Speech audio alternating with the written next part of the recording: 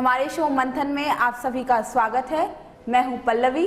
हमारे साथ आज शो में हैं ओपन माइंड्स अब बिरला स्कूल के प्रिंसिपल मिस्टर मधुकर झा। आइए जानें उनसे थोड़ी सी बातें पेरेंटल गाइडेंस के बारे में और कुछ बातें स्टूडेंट्स के स्टडी के बारे में। किस तरह स्टूडेंट्स को स्टडी के प्रेशर से डील करनी चाहिए, अभिभावकों का क्या रवैया होना चाहिए उनके बच्चों के प्रति, इन सारे बातों पे आज हम चर्चा करेंगे मिस्टर मधुकर झा से। तो सर, सबसे पहले हम जानना चाहेंगे, आप बताएं हमें कुछ अपने स्कूल के बारे में। क्या खासियत है आपके स्कूल की? सबसे पहले मैं आप लोगों का स्वागत करता हूं, इस वजह से कि आपने हमारे विद्यालय के प्रांगण को चुना अपने कार्यक्रम में प्रसारित करने के लिए। और देखिए, कोई भी स्कूल के अंदर कोई भी अगर हम शिक्षण संस्थान लेते हैं, उसमें बहुत किसी में कोई अंतर नहीं है, सबका उद्देश्य एक ही है। उद्देश्य है बच्चों को पढ़ाना, उनको अच्छी शिक्षा देना और अभिभावकों को ये बताना क्या सही और क्या गलत है। इसके बीच में बच्चों को अगर हम इस काबिल बनाते कि वो चयन कर सकें, वही एक अच्छे विद्यालय का लक्ष्य है। हम भी वही काम करते हैं, बाकी भी वही काम करते हैं। हमारा सिर्फ बाकी विद्यालयों से एक थोड़ा अलग इसके अंदर आता है, क्योंकि हमारी जो संस्था है ये बिरला एडुटेक लिमिटेड, यशोवर्धन बिरला जी के अंदर में एक संस्था बनाई गई जो हमें गाइड करते हैं, जो हमें टाइम टू टाइम सारी मटेरियल्स भी भेजते हैं, टीचर्स को भी शिक्षित करते हैं, उनको ट्रेन करते हैं। और उनका उद्देश्य एक होता है कि हम मार्गदर्शन देना कि कैसे शिक्षा देनी है जो इंटरनेशनल स्टैंडर्ड की एक हो, अंतर्राष्ट्रीय स्तर की हो। क्योंकि आज शिक्षा बहुत महंगी हो गई है और जो अंतर्राष्ट्रीय स्कूल्स जो हमारे यहाँ जो हिंदुस्तान में आ रहे हैं, उनकी फीस इतनी अधिक है कि हमारे आम जो भारत के जो नागरिक हैं, वो चाहते हुए, जो मध्यवर्गीय जो हैं लोग, वो चाहकर भी अपने बच्चों को वो नहीं दे पाते हैं। तो ये एक ऐसा संस्था बना जिसमें एक उच्च स्तरीय एक शिक्षा का हम लोगों ने व्यवस्था की, जिनकी व्यवस्था बिल्कुल एक इंटरनेशनल स्टैंडर्ड की है। बट हम जो फीस वगैरह है वो आम स्कूल जो CBSE है उसमें हम लोग इसको डालते हैं। तो ये हमारा एक विशेषता भी है और ये हमारा एक लक्ष्य है कि आम जनता तक, आम लोगों तक एक अच्छी शिक्षा पहुँचे। तो सर, किस तरह की चैलेंजेस होते हैं अच्छी शिक्षा देने में? किस तरह की चैलेंजेसों का सामना करना पड़ता है? सबसे जो प्रमुख विषय है वो मेरे लिए चैलेंज है और ये समाज के लिए भी चैलेंज है। देखिए, हर व्यक्ति आज के डेट में यही चाहता है कि उसके बच्चे की शिक्षा अच्छी हो। हर व्यक्ति चाहता है कि उसकी शिक्षा, उसके बच्चे की शिक्षा जो बेस्ट टीचर्स हो वो करें। बट कितने अभिभावक हैं वो चाहते हैं कि उनके बच्चे आज टीचर बने? ये बहुत सोचने वाली बात है, क्योंकि हर लोग इकोनॉमिक पैसे की तरह इस तरह से लोग भाग रहे हैं, ऐसे हम लोग ट्रेन कर रहे हैं। हर डॉक्टर, इंजीनियर ही बनना चाहता है, IAS बनना चाहता है। तो ये क्या हमारे शिक्षा के अंदर ही त्रुटि है कि हमारे अंदर कोई शिक्षक नहीं बनना चाहता है? और ये कहीं ना कहीं मैं इसमें अभिभावकों से निवेदन भी करूंगा कि ये समाज का एक बहुत बड़ा प्रॉब्लम आने वाला है कि 10 वर्ष के बाद आपके पास शिक्षक नहीं रहेंगे। तो ये समस्या सबसे बड़ी है मेरे विचार से। जितने भी अभिभावक हैं, जितने भी लोग हैं, उनको इस दृष्टि में काम करना चाहिए कि एक, शिक्षक को कभी डिवैल्यू मत करें। शिक्षक की जो प्रतिष्ठा है समाज में वो उसके सैलरी से नहीं है, उसके काम से है। और ये आज हम लोग क्या करते हैं, सब लोग बैठ करके घर में बैठ करके अपने बच्चों के सामने बैठ करके शिक्षक को हम क्रिटिसाइज करते हैं। इसका जो इम्पैक्ट है सोसाइटी पे वो बहुत खराब गया। आज बच्चे भी challenge, what we have done, हम लोगों ने जो सबसे बड़ा क्राइम किया है, हम अपने बच्चों को राइट्स बताते हैं बट ड्यूटीज नहीं बताते हैं। तो ये ड्यूटी ना बताने के कारण आज देखिए सारे शिक्षक की मोरल बहुत डाउन है। ये सिर्फ पटना की स्थिति नहीं है, ये पूरे के पूरे हिंदुस्तान की स्थिति यही है कि जो स्कूल शिक्षक हैं वो बहुत जगह तो शर्माते हैं ये बोलने में कि मैं स्कूल शिक्षक हूँ। और कुछ लोग तो ऐसे हैं वहाँ पर वो इसलिए आए स्कूल शिक्षा में क्योंकि उनको कहीं नौकरी नहीं मिली। ये हमको समझना होगा। स्कूल शिक्षा और स्कूल शिक्षा should not be the last priority, it should be the first priority. और ये जब अगर हमारा सोसाइटी समझ ले तो मुझे लगता है रिवॉल्यूशन अपने आप आ जाएगी। एक अच्छे शिक्षक एक अच्छे समाज का निर्माण करते हैं, पर आज हमारे समाज में विद्यार्थी या स्टूडेंट शिक्षक बनने से ही परहेज करते हैं, इसे एज अ करियर सेलेक्ट नहीं कर रहे हैं। और बहुत आवश्यकता है कि समाज में अच्छे शिक्षकों का भी उतना ही स्थान हो जितने हम लोग अच्छे स्टूडेंट का स्थान देते हैं। उन्हें सम्मान देनी चाहिए, मान देनी चाहिए।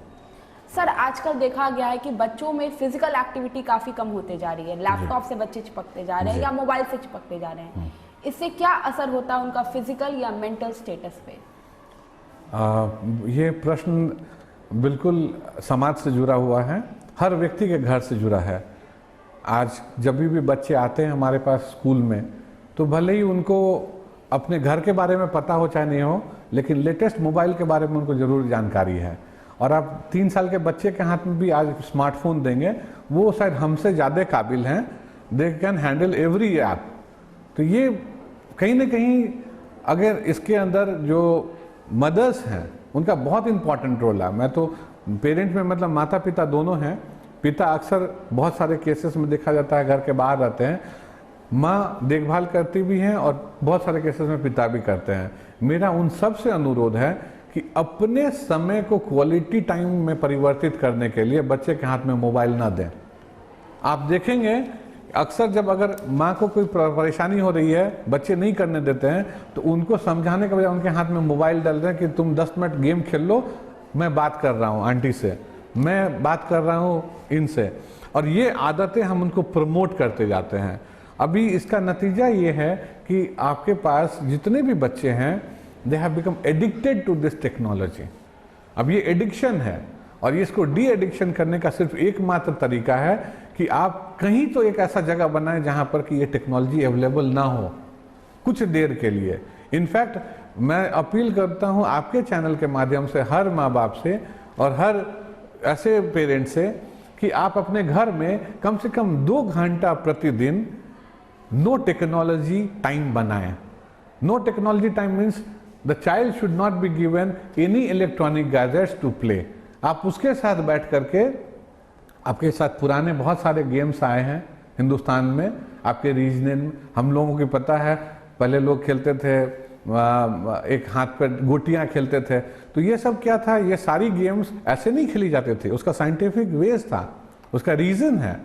अगर हम उसके साथ खेले, उसके कहानी पढ़ के सुनाएं, कहानी सुनाना ख़त्म हो गया है। तो no technology time should be utilize for कहानी, फॉर गेम्स जो घर में हम ईजाद कर सकते हैं, घर में खेल सकते हैं, बातचीत करने के लिए, क्योंकि उसके लिए भी समय नहीं है लोगों को, तो बहुत भला हो जाए। शायद इससे हम बहुत जो अभी लेथार्जिक होते जा रहा है हमारी सोसाइटी, वो शायद नहीं हो। अच्छा कहा, एक नई बात को रखा है प्रिंसिपल सर ने कि हमें नो टेक्नोलॉजी टाइम की डेवलपमेंट करनी चाहिए, जहां बच्चों को कोई भी टेक्नोलॉजी नहीं देनी चाहिए और ज़्यादा से ज़्यादा गार्जियंस को उनके साथ समय बिताना चाहिए। यहीं पे हमारा एक दूसरा सवाल है कि आज के आधुनिक युग में जहां माता और पिता दोनों ही काम कर रहे हैं, ऐसे में किस तरह बच्चों पे समय दिया जाए और किस तरह बच्चों का मार्गदर्शन किया जाए जिससे कि उनका एक उज्जवल भविष्य हो, एक अच्छा भविष्य। ये बहुत बड़ा एक समस्या है और एक विडंबना भी है हमारे देश के लिए। हमारे जो समाज है हमारा, वो कहीं ना कहीं जो वेस्टर्न सोसाइटी है उसको हम लोग कॉपी करते जा रहे हैं। वेस्ट में एक कॉन्सेप्ट आ गया DINK couple, that is called double income no kids, क्योंकि दोनों इतने ही महत्वाकांक्षी हैं, हस्बैंड भी और वाइफ भी, दोनों में से कोई भी करियर कॉम्प्रोमाइज़ नहीं करते, क्योंकि दोनों की पढ़ाई में शायद एक ही जैसा इन्वेस्टमेंट होता है, दोनों के लिए अपने करियर बहुत इंपॉर्टेंट होता है। ये सब अपनी जगह है, बट फिर समाज एक ऐसा बहुत बड़ा एक साइकिल है जो तभी बढ़ेगा जब एक उसमें से कॉम्प्रोमाइज़ करें कुछ दिनों तक के लिए, जब तक आपके बच्चे छोटे हैं। अगर आप नहीं करते हैं तो ये समाज की तो गाड़ी ऐसे ही रुक जानी है।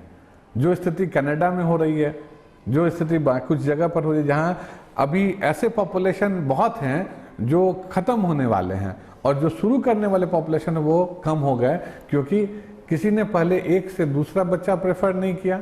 और दूसरी बात ये रही कि बहुत सारे ऐसे संख्या हैं जिन्होंने एक बच्चे को भी नहीं तवज्जो दी, क्योंकि उनका अपना जो टाइम टेबल था वो ख़त्म हो जाता। अब इन चीज़ को ये भारत में भी शुरू हो गया। आप मेट्रोज में देखें, बैंगलोर में देखें, जितने भी आईटी में काम करने वाले लड़के, बच्चे और बच्चियां हैं, शादीशुदा भी हैं, जो प्रेफर करते हैं कि अभी नहीं हो, अभी वो बच्चों को नहीं अभी पाल सकते हैं। तो ये जो एक समाज आते जा रहा है नया, जो एक इसमें चाचा चाची, बुआ, मामी, ये रिश्ते खत्म हो जाएंगे, ये सब डिक्शनरी में रह जाएंगे। तो आप न्यूक्लियर फैमिली, पहले ज्वाइंट फैमिली से न्यूक्लियर फैमिली में आए, न्यूक्लियर फैमिली से डिंक फैमिली में आ जाएंगे, एंड उसके बाद आप एक एटम फैमिली बन जाएंगे, जहां पर लिव टुगेदर का भी कॉन्सेप्ट आजकल प्रचलन में आ गया, जो एक्सेप्टेड हो गया बहुत सारे जगहों पर। हिंदुस्तान में भी बहुत सारे जो सो कॉल मॉडर्न जो आपके पेरेंट्स हैं वो भी इसको एक्सेप्ट करते जा रहे हैं। तो आपका सोसाइटी में, कोई समाज में कोई जुड़ाव नहीं रहेगा, ये खत्म हो जाएंगे। इसको बचाने का एक ही तरीका है सही शिक्षा। ऐसी शिक्षा का मतलब नहीं है कि बैग पकड़ के आप ऑफिस जाओ। शिक्षा का मतलब ये भी है कि परिवार को संजोना, बहुत बड़ी बात है। आज आप देखें, ऐसे जितने भी विकसित देश हैं, सारे विकसित देश में अगर पिता की मृत्यु हो जाती है तो बच्चे के पास टाइम नहीं है कि वो जाकर के उसको अटेंड करेगा। वो वेट करता संडे का, वो वेट करता है, तब तक वो उनकी जो बॉडी होती है वो मॉर्ग में पड़ी रहती है। हमारा सोसाइटी ऐसा नहीं है। आप किसी भी रिलीजियन में चले जाएं हिंदुस्तान में, प्रथम कार्य होता है कि आप कैसे पेरेंट्स को कैटर करते हैं। बट अगर इस तरह से अगर हम मार्केट इकोनॉमी में भागेंगे तो शायद पता नहीं सोसाइटी का किस तरह से हम लोग। तो ये बहुत बड़ा एक आपने जो प्रश्न किया है, सारे टीचर्स को, सारे स्कूल्स को, सारे कॉलेजेस को एक शिक्षा तो ये ज़रूर देनी चाहिए कि प्रथम कार्य जो है आपका वो है towards your family, towards your society, and how to cater your child. Please don't ignore it. I have a request for everyone. बहुत खूब कहा सर ने। नैतिकता का कई हद तक भार तो माता पिता पे होता ही है, साथ साथ शिक्षकों का भी इसमें अभिन्न रोल होता है। आइए जाने कि किस तरह शिक्षक विद्यार्थियों में नैतिकता को बनाए रखते हैं, मॉरल एथिक्स को बनाए रखते हैं। तो आपको क्या लगता है सर, मात्र एक मोरालिटी की क्लास से ही नैतिकता बनाई रखी जा सकती है या इसके ऊपर भी शिक्षकों को कुछ करना चाहिए? किताबें और सिलेबस डालने से चीज़ें नहीं बदलती हैं। शिक्षक एक खुद में एक बहुत बड़ा उनका एक रोल है शिक्षक का। आप आज़ादी के पहले जो हमारे स्कूल्स थे और आज़ादी के बाद के हमारे स्कूल्स में, उसमें मूल परिवर्तन हुआ। और इसमें उससे पहले मॉरल साइंस की बुक नहीं थी। Teachers were from the society, उसी गांव के शिक्षक होते थे। उनकी नैतिक जिम्मेवारी होती थी, क्योंकि वो जानते थे कि जो आगे वाला जो बच्चा है वो हमारे समाज से है। तो उनके पास न सैलरी मोटिवेशन था, न और कोई मोटिवेशन था। उनके पास यही एक मोटिवेशन था कि मुझे इस समाज को तैयार करना है, और वो एक रोल मॉडल थे। आज मार्केट इकोनॉमी होने की वजह से बुक्स के ऊपर हम डिपेंड करते हैं। बुक्स पढ़ा कर मॉरल साइंस नहीं होती है। A teacher is a person who has to set himself a role model. और जब तक वो अपनी रोल को नहीं, कौन टीचर है प्रश्न होता है। वो टीचर नहीं है जिसके पास बीएड की डिग्री है। वो टीचर होता है जो एक अच्छा व्यक्ति हो, एक अच्छा एक ह्यूमन बीइंग हो, इरेस्पेक्टिव ऑफ देयर जेंडर। वो मेल हो फीमेल हो कोई फर्क नहीं पड़ता है, बट उसे एक अच्छा इंसान होना चाहिए। और इंसान अगर वो अच्छा है तो जरूर क्लास के अंदर वो एक अच्छी मिसाल को कायम कर सकता है। और अगर हम उसको देखें, दैट इज कलाम साहब से बड़ा कौन शिक्षक हो सकता है। मैं तो उनसे बड़ा शिक्षक किसी को नहीं मानता हूँ। मैंने न देखा है, सौभाग्य है कि हमारे हिंदुस्तान में इतने बड़े शिक्षक हुए हैं। और मुझे तो लगता है कि हर शिक्षक के लिए एक आइडियल जो होना चाहिए वो कलाम साहब से बड़ा तो कोई आइडियल है ही नहीं। अगर हम उनके व्यक्तित्व को देखें, उनकी ज़िंदगी को देखें, मुझे नहीं लगता कि उनके जीवन से अगर हम सब चीज़ सीखते हैं तो मॉरल साइंस की बुक की कहीं कोई रिक्वायरमेंट है। तो टीचर इज़ द पर्सन, उन्हीं को सेट करना होगा अपने क्लास के अंदर में एक जज्बा कि how I should behave, how I should work and how I should be a good human being in my life. You cannot teach this with the books. सही बात है। एक अच्छा व्यक्ति ही एक अच्छे कल की निर्माण कर सकता है। शिक्षक का जीवन ही आदर्श होना चाहिए। आदर्शों को मात्र किताबों में पढ़ा देने से एक व्यक्ति, एक विद्यार्थी में आदर्शता नहीं आती है। आइए चलते हैं हम दूसरे सवाल पे और जानते हैं कि आजकल जो कट थ्रोट कंपटीशन है सर, ये गले काट कंपटीशन जो है, इस प्रेशर से कैसे विद्यार्थी अपने आप को डील करें, कैसे हैंडल करें ये प्रेशर जहां 90-80% में उनके टैलेंट को आकलन की जाती है, ऐसे में क्या करे विद्यार्थी? देखिए, ये बहुत लंबे समय से ये डिबेट हिंदुस्तान में चलता आ रहा है और जब हमारे शिक्षा के प्रणाली में बहुत सारी चेंजेस हो रहे थे उस वक्त भी ये मुद्दा उठाया गया कि जो कंपटीशंस हैं वो बहुत ज़बरदस्त है बच्चों के बीच में, और इस कंपटीशंस के वजह से बहुत सारी घटनाएं भी घट रही हैं कि बच्चों के ऊपर में इतना प्रेशर है पढ़ाई की, जिसके वजह से बहुत जगह बच्चे कहीं सुसाइड करते हैं, कहीं पर वो सफल होते हैं तो बहुत अच्छी है, नहीं असफल रहे तो उनके साथ परेशानियां हैं, सारी चीज़ें हो रही हैं। लेकिन मेरा मानना है, अब हिंदुस्तान के अगर हम कंटेक्स्ट में बात करते हैं, 125 करोड़ की जहां आबादी है, कंपटीशंस तो हम लोगों ने पहले ही से तय कर दिया। जब वहाँ होड़ लगी है अस्पतालों में, आप कहीं भी जाएंगे तो आप ये कैसे समझ रहे हैं कि यहाँ शिक्षा में कंपटीशन नहीं होगा? होना तो है ही, बट उसको हम तैयारी कैसे करते हैं, जो मूलभूत ढांचा है उसको हम कैसे तैयार करते हैं? उसके लिए सबसे ज़रूरी है कि आपको जिलावार, जितने भी जिला हैं, जितने भी शहर हैं, जितने भी आपके कस्बे हैं, वहाँ से प्राइमरी, मिडिल और सेकेंडरी और सीनियर सेकेंडरी स्कूल्स की ऐसी एक चेन बननी चाहिए, ऐसे शिक्षकों का प्रबंध होना चाहिए जो क्वालिटी टीचिंग दे सकें। आप किसी भी जगह देखेंगे कि अगर कोई अच्छा संस्था है, अच्छी स्कूल है, तो वहाँ के बच्चों को कभी भी पीछे मुड़ के नहीं देखना पड़ता, they find their way out. हमारे हिंदुस्तान के बच्चे बहुत टैलेंटेड हैं और आप देखेंगे कि लैंग्वेज एक ऐसा, मैं आज के डेट में जो बच्चे लैंग्वेज में अच्छे हैं उनको कभी भी मुझे नहीं लगता कि नौकरी के लिए कहीं धक्का खाना है। इतने एवेन्यूज सरकार ने और प्राइवेट सेक्टर ने मिलकर आज तैयार किया है। मैं तो किसी व्यक्ति को नहीं देखता हूँ रोड पे जो वाकई काम का है वो बेकार है, उसके पीछे कहीं ना कहीं उसकी नाकामी उस जगह पर जुड़ी है, वो करना नहीं चाह रहा है। नहीं तो आज के डेट में मुझे नहीं लगता, मैंने कभी किसी को नहीं देखा इधर जो वाकई काबिलियत रखता हो और उसके पास जॉब नहीं है। तो ये कहीं ना कहीं जाकर के इट्स नॉन पॉलिटिकल इशू, मुझे नहीं लगता कि इसको हम लोग को राजनीतिकरण इस पर करनी चाहिए। बट जो सत्य है वो ये है कि अगर आप स्कूल में कंपटीशन नहीं रखेंगे, अगर आप उनको नहीं शुरू से आप उसके लिए प्रशिक्षित करेंगे कि वो फेस करें, कैसे वो अचानक से आकर के, आप ओलंपिक्स में देखते हैं मेडल लाते हुए, आपने ये नहीं देखा कभी कि उसके पीछे कितनी मशक्कत है। हम एसी रूम में बैठ करके मेडल की कामना करते हैं, संभव नहीं है। आपको पसीना बहाना होगा, आपको तैयारी करनी होगी, आपको मशक्कत करनी होगी, और बच्चों को इसके लिए प्रेरणा एक शिक्षक और एक उसके अभिभावक, ये दो उनके लिए रोल मॉडल होने चाहिए। यही दोनों मिलकर के करेंगे सारा। सही कहा मधुकर झा ने कि बच्चों को कंपटीशन के लिए प्रिपेयर करनी है, एक अलग से शिक्षा देनी है ताकि कंपटीशन को बोझ ना समझे, जीवन का एक हिस्सा, एक अंग समझे। यहाँ पे हम लेते हैं एक ब्रेक और ब्रेक के बाद जानेंगे मधुकर झा से और सारी बातें जिससे बच्चों का भविष्य उज्जवल हो सके। ब्रेक के बाद एक बार फिर से आपका स्वागत है। हमारे साथ हैं ओपन माइंड्स बिरला स्कूल के प्रिंसिपल मधुकर झा। आइए जाने उनसे और सारी बात। सर, पारंपरिक शिक्षा पद्धति में किस तरह का बदलाव चाहते हैं आप? ट्रेडिशनल में किस तरह की चेंजेस आप चाहते हैं? जो पारंपरिक शिक्षा है हमारी, त्रुटि उसमें नहीं है, त्रुटि हमारे सोचने में है और हम कैसे चीज़ों को रखते हैं उसमें है। मुझे लगता है किसी जैसे आपके दृष्टिकोण से हो सकता है कि आपके घर में ग्रैंड पेरेंट्स हैं, उनकी सोच आउटडेटेड हो गई, बट अगर उनके तरफ से अगर देखें तो आपको लगेगा कि शायद आप गलत हैं। तो ये शिक्षा में कभी दोष नहीं आया, नहीं तो अगर उस शिक्षा से इतने सारे आईएएस आईपीएस ऑफिसर्स अगर बने, इतने इंजीनियर्स बने, तो वो शिक्षा प्रणाली में दोष नहीं है।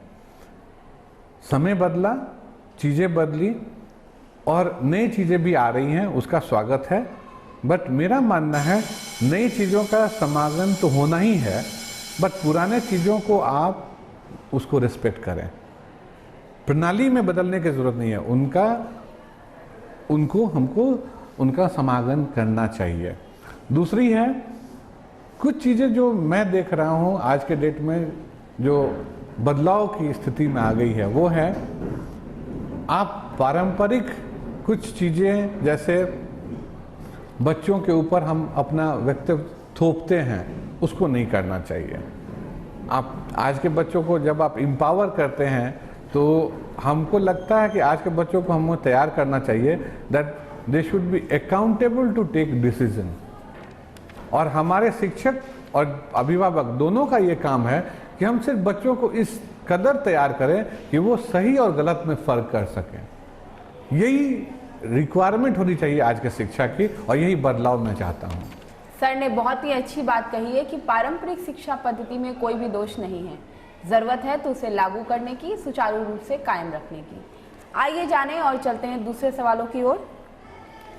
दिन प्रतिदिन सर बच्चों पर किताबों का बोझ बढ़ते जा रहा है, इस बोझ को कम कर देनी चाहिए, या इस बोझ से उभरने के लिए क्या करना चाहिए, कहाँ तक यह सही है? आज भी सबसे जो दुखद विषय है वो हमारे पास एक बच्चा जो क्लास 1 में पढ़ता है, पहले वर्ग में पढ़ता है, उसका खुद का एज 6 वर्ष से 7 वर्ष है। आप एवरेज हाइट और उसकी वेट लेके चलेंगे तो आप देखेंगे कि उस बच्चे की वेट जो है वो लगभग 24 केजी से लेकर 30 केजी के आसपास है, और उसका बैग को अगर आप तोलेंगे तो 8 केजी है। तो ये शिक्षा कहीं ना कहीं इसमें सारे लोग दोषी हैं, हर लोग दोषी हैं।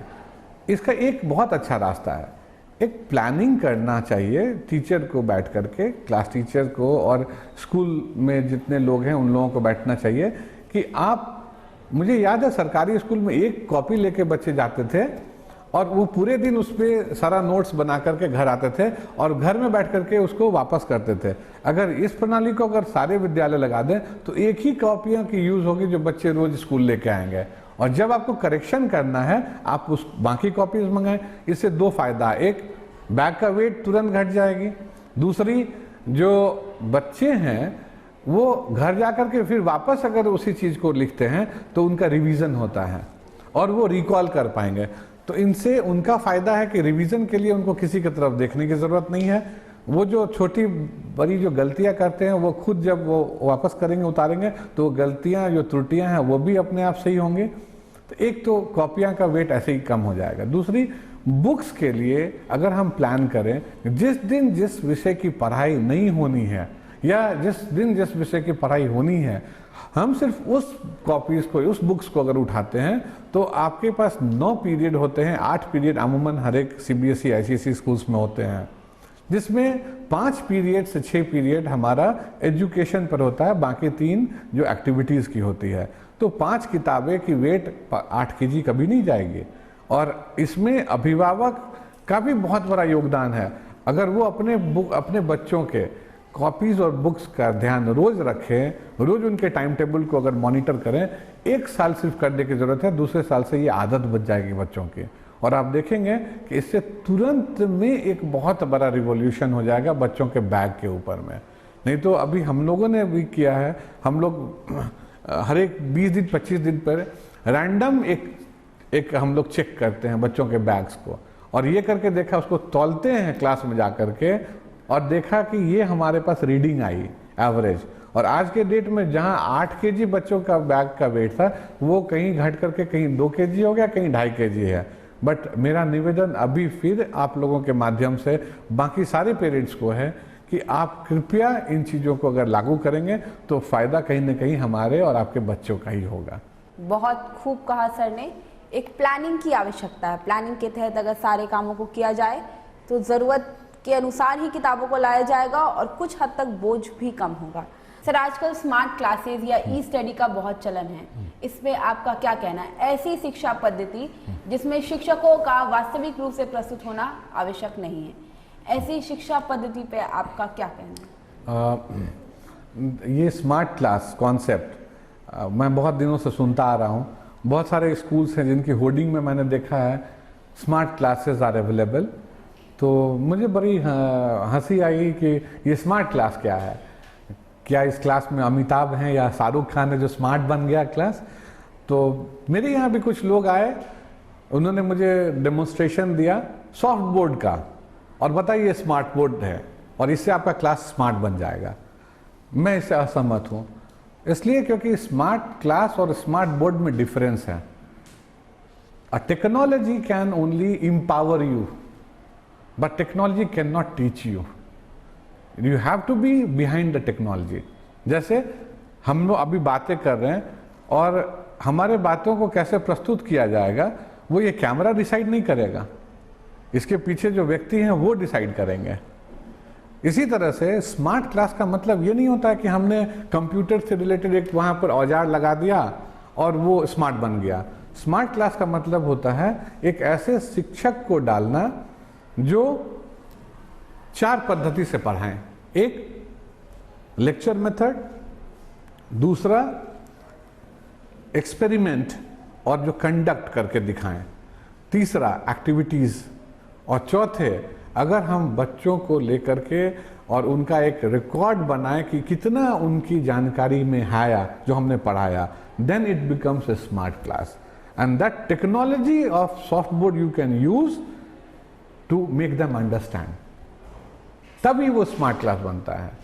नहीं तो ये तो मार्केटिंग का बहुत बड़ा फंडा है। आज के डेट में आप देखेंगे बहुत सारे स्कूल्स में और बहुत सारी कंपनियां हैं, लाखों करोड़ों रुपया इसके ऊपर में खर्च करती है, बट आप अगर शिक्षक से जाके पूछेंगे तो कैमरा के सामने शायद वो बहुत बोल दें कि नहीं बहुत अच्छी चीज़ें हैं, बट उनको यूज़ करने में बड़ी तकलीफ होती है। और उसका एक कारण है क्योंकि अगर मैं शिक्षक हूँ तो मेरा एक अपना व्यक्तित्व है and I am a class, मैं क्लास हूँ और मैं जो भी बात करता हूँ विथ ऑथेंटिसिटी बात करता हूँ क्योंकि मैंने उतनी पढ़ाई की है और मैं उसको रखता हूँ। उसके लिए अगर मैं सिर्फ एक मशीन पर डिपेंड करता हूँ तो मशीन तो बुक्स तो हैं ही बच्चों के पास, टीवी भी है उसके घर में, तो हम स्कूल क्यों भेजते हैं? हम स्कूल उसको सिर्फ पढ़ने के लिए नहीं भेजते हैं, हम उसको पढ़ने से ज़्यादा होता है कि वो टीचर के संगत में रहे और संगत में रह करके जो चीज़ें वो सीखते हैं। नहीं तो हर आदमी आज कुमार गंधर्व हो जाए रिकॉर्ड सुन करके या पंडित जसराज बन जाए। तो संगत की जो वैल्यूज़ हैं वो स्मार्ट जो एक आप कॉन्सेप्ट बता रहे हैं, that is only empowering your class to be a technological class.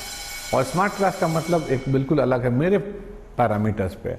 हो सकता है मैं गलत हूँ, बहुत सारे विद्वान हैं, हो सकता है मैं गलत हूँ, हो सकता है मैं सही, बट मुझे एज ए टीचर मैं इस चीज़ को रखता हूँ क्योंकि 17-18 साल मैंने जो शिक्षा और शिक्षण से जुड़ा रहा है, तो मैं यही मानता हूँ कि एक मेरा आई कांटेक्ट जो होगा वो एक बच्चे को जो बदलेगा वो कंप्यूटर देख के बच्चा नहीं बदल सकता है। सही कहा, जीवन शैली में अगर बदलाव लानी है, जीवन में बदलाव लानी है तो तकनीक के जरिए बहुत बड़ी बदलाव नहीं आ सकती। कहीं ना कहीं शिक्षकों का बहुत ही अभिन्न रोल होता है विद्यार्थियों के जीवन में और शिक्षकों की जगह कोई नहीं ले सकता है। सर आप हमें ये बताएं कि आजकल दिन प्रतिदिन ऐसे खबरें आती हैं जिससे शिक्षकों की गरिमा काफ़ी कम हो जाती है। कई सारी ऐसी घटनाएं आती हैं जिससे शिक्षकों के इमेज पे प्रहार होता है। ऐसी घटनाओं पे क्या स्कूल का रवैया होना चाहिए, क्या प्रिंसिपल का, क्या शिक्षक का रवैया होना चाहिए, शिक्षकों में भी कैसे नैतिकता बनाई रखी जाए? जी, ये बहुत महत्वपूर्ण सवाल है आपका। और देखिए मैं बहुत पहले से लोगों से जब बात करता हूँ, अपने अभिभावक से भी बात करता हूँ, कुछ चीज़ें जो समझने की बात है। एक, शिक्षक आज कौन है और शिक्षक कैसे बनते हैं। मैंने पहले भी कहा शिक्षक वो नहीं है जिनके पास सिर्फ डिग्री हो। शिक्षक वैसे बनने चाहिए जो इंसान हो, अच्छे इंसान हो, good human being. First thing, जब आप अच्छे व्यक्ति होंगे आप अच्छे शिक्षक भी बनेंगे। और आप अगर अच्छे व्यक्ति नहीं हैं, आपके पास कोई भी डिग्री हो, तो आप अच्छे शिक्षक नहीं बन सकते हैं। दूसरी बात, किसी भी अभिभावक को अपने टीचर के बारे में, बच्चे के टीचर के बारे में और टीचर के एब्सेंस में या उसके प्रेजेंस में उनकी बुराई नहीं करनी चाहिए। क्योंकि आप अगर उसको, एक शिक्षक को उसके तनख्वाह से मत तौलिए, आप ये तौलिए कि आपने अपने बच्चे को उसके हवाले किया है। और आप उसको अगर क्रिटिसाइज करेंगे, आपका बच्चा उसको वैल्यू नहीं करेगा। वैल्यू नहीं करेगा तो definitely devaluation of teacher is devaluation of your future. ये अंडरस्टैंड हर पेरेंट को करना होगा। तीसरी है कि जो अभी भी देखते हैं हर समय न्यूज़ में आता है, टीचर ने ऐसे कर दिया, बहुत हाइलाइट्स होते हैं। आप टीचर की भी विडंबना समझिए, उसके साथ कौन खड़ा है आज के डेट में। कितने अभिभावक, जब 365 दिन क्लासेस होती हैं, आपके बच्चा अच्छा करता है, क्या एक अभिभावक वापस आकर के कभी टीचर को थैंक्स बोलते हैं? क्या कोई मैनेजमेंट, कहीं का भी मैनेजमेंट आकर के उस टीचर को बोलता है कि आपने बहुत अच्छा काम किया? नहीं। लेकिन अगर एक गलती होती है तो उसके पास मेमो पहुंचता है, पेरेंट्स की शिकायतें पर। गाय को भी जब प्यार करेंगे तो ज़्यादा दूध देती है, सिर्फ चारा से नहीं होता है। तो ये चीज़ कहीं ना कहीं हम सोसाइटी में बहुत बड़ा लैक है। आप विदेश में जाए ना, आप विदेश में देखें कौन शिक्षक है, एंड सी द रेस्पेक्ट। यहाँ सिर्फ सरस्वती पूजा होती है मूर्ति बना करके। बट हम लोग, दुर्भाग्य है कि हम लोग यहाँ पर जिस जगह पर बैठे हुए हैं वहाँ देखते हैं कि लोग शिक्षक को आज इज्जत नहीं देते हैं, घर में मजाक उड़ाते हैं, ये मास्टर है। कितने मेल मेंबर्स हैं जिनके पेरेंट्स चाहते हैं कि उनका बेटा टीचर बन जाए, जब वो नहीं बन सकता टीचर, इसका मतलब है कि ये समाज में अच्छा काम नहीं है। तो नैतिकता का पाठ जो है ना कहीं मैम, मैं सबको ये बताना चाहूँगा कि ये रोल हम लोगों ने खुद तय कर दिया। मीडिया भी इसमें एक है पार्ट, इसमें हमारा सोसाइटी है, हमारा पॉलिटिकल सिस्टम है। आप बात करते हैं, आप गवर्नमेंट स्कूल्स में रिफॉर्म्स हो रहा है, बहुत अच्छी रिफॉर्म्स हो रहा है, बच्चों के लिए बहुत सारी पॉलिसीज हैं। लेकिन शिक्षक से जाके एक बार पूछिए तो उनसे कि आप खुश हैं या नहीं हैं। Who is talking about teachers? No one, no one. कोई नहीं बात करता। क्यों? क्योंकि सबसे दयनीय, सबसे बुरी स्थिति में जो कोई है आज के डेट में, बेचारे हैं, वो टीचर्स हैं। और उनसे आप अपेक्षा करते हैं कि आपका भविष्य बना दें। पहले उनके बारे में थोड़ी सी सोचिए, फिर आपको लगेगा कि हम किसके बारे में बात कर रहे हैं। मैं पूरे जिम्मेवारी से कह रहा हूँ और किसी भी प्लेटफॉर्म पर मैं कहने के लिए तैयार हूँ, I am ready to have debate with anyone in the society and any part of the country. हम हमेशा ये बात कहे हैं, empower your teacher, you are going to empower your society. हर वो सोसाइटी आज बहुत ऊंचे पर है जहाँ पर शिक्षक और टीचिंग की बहुत कद्र है, नहीं तो सब समाप्त होगा। Empower your society and empower the teachers. Sir ने बहुत ही अच्छी बात कही है कि शिक्षकों को एम्पावरमेंट देनी चाहिए, समाज को एक अलग चश्मे से शिक्षकों को देखना चाहिए। समाज का नज़रिया बदलेगा, शिक्षकों का भी नज़रिया बदलेगा और एक अच्छे समाज की निर्माण होगी। सर, एक आखिरी सवाल मैं आपसे पूछना चाहूँगी, छात्रों को आप क्या संदेश देना चाहते हैं जिससे कि उनका भविष्य उज्जवल हो, साथ ही साथ एक अच्छे नागरिक भी बने, शिक्षित तो बने ही, एक अच्छे नागरिक भी बने, एक अच्छे व्यक्ति भी बने? जितने छात्र हैं आज के तारीख में, चाहे वो मेरे विद्यालय के हों, चाहे किसी भी विद्यालय से जुड़े हों, मेरा एक ही उनसे निवेदन है कि अपने शिक्षक को आप गुरु की तरह लें। और आज के तारीख में सिर्फ टीचर्स डे मनाने के लिए नहीं उनको आप गुलदस्ता दें, आप मत दीजिए उनको गुलदस्ता। आप उनकी इज्जत करें, अपने पेरेंट्स की इज्जत करें, you will get everything in your life. हर चीज़, हर सपना आपका साकार होगा। सिर्फ ये दो लोगों की आप इज्जत करते हैं, एक अपने गुरु की और अपने परिवार में अपने पेरेंट्स की, आपकी सारी मनोकामना पूरी होगी। ये हम मेरे तरफ से आप लोगों को एक संदेश भी है और प्रार्थना भी है। धन्यवाद। बहुत बहुत धन्यवाद सर का। बहुत ही खूब और बहुत ही अच्छे तरीकों से सर ने विद्यार्थियों के उज्जवल भविष्य पे प्रकाश डाला है और हमें ये बताने की कोशिश की है कि सर, टीचरों को एक अलग चश्मे से देखना होगा, उनका रवैया हमारी तरफ बदलना चाहिए और ज़्यादा से ज़्यादा लोगों को ये प्रेरित करना चाहिए कि वो शिक्षक बने। एक अच्छा शिक्षक ही अच्छे समाज की निर्माण करता है। ये था हमारा शो मंथन। मिलते हैं अगली बार इसी शो में किसी और के साथ। अब मुझे और मेरी पूरी टीम को दीजिए इजाज़त। धन्यवाद।